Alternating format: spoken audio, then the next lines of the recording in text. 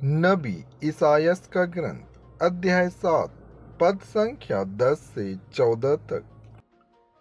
प्रभु ने आहाज से कहा, चाहे अधोलोक की गहराई से हो, चाहे आकाश की ऊंचाई से, अपने प्रभु ईश्वर से अपने लिए एक चिन्ह मांगो।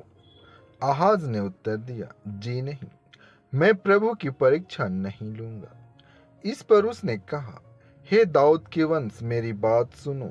क्या मनुष्यों को तंग करना तुम्हारे लिए पर्याप्त नहीं है, जो तुम ईश्वर के धैर्य की परीक्षा लेना चाहती हो?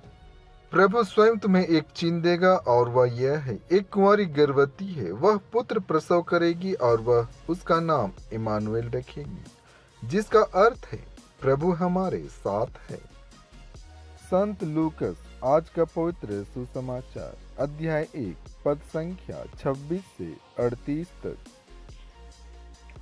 स्वर्गदूत गब्रिएल ईश्वर की ओर से गलीलिया के नाजरेत नामक नगर में एक कुंवारी के पास भेजा गया, जिसकी मंगनी दाऊद के घराने की यूसुफ नामक एक पुरुष से हुई थी, और उस कुंवारी का नाम था मरियम।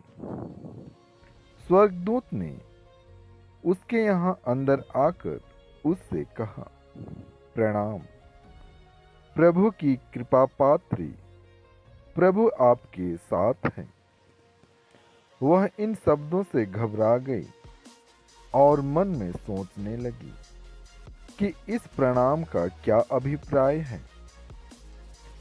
तब स्वर्गदूत ने उससे कहा, मरियम, डरिए नहीं, आपको ईश्वर की कृपा प्राप्त है। देखिए, आप गर्भवती होंगी, पुत्र को प्रसव करेंगी, और उसका नाम यीशु रखेंगे। वे महान होंगे और सर्वोच्च प्रभु के पुत्र कहलाएंगे। प्रभु ईश्वर उन्हें उनके पिता दाऊद का सिंहासन प्रदान करेगा। वे याकूब के घराने पर सदा सर्वदा राज्य करेंगे, और उनके राज्य का अंत नहीं होगा। पर मरियम ने स्वर्गदूत से कहा, यह कैसे हो सकता है? मेरा तो पुरुष से संसर्ग नहीं है। स्वर्गदूत ने उत्तर दिया, पवित्र आत्मा आप पर उतरेगा, और सर्वोच्च प्रभु की शक्ति की छाया आप पर पड़ेगी।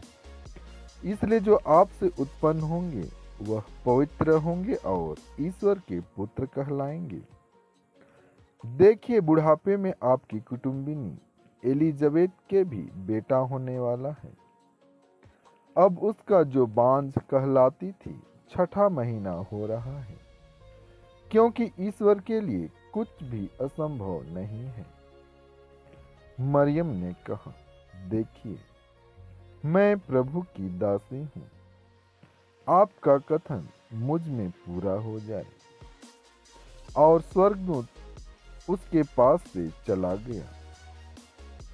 प्रभु के इन वचनों के द्वारा आपको आशीष मिले। आमीन।